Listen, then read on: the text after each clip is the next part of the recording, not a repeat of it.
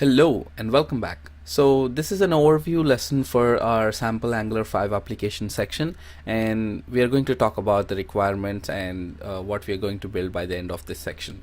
So here are some of the goals in this section. First, we are going to install the Node.js, which is a requirement for Angular CLI to be installed.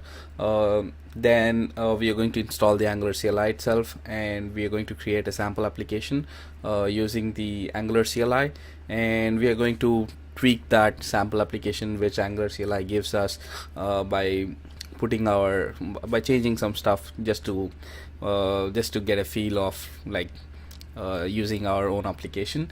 And then we are going to package that application to be used like a production build, and then we are going to use that build to be hosted in S3, and that's our purpose of this section. So let's get started. I'll see you in the next one. Bye.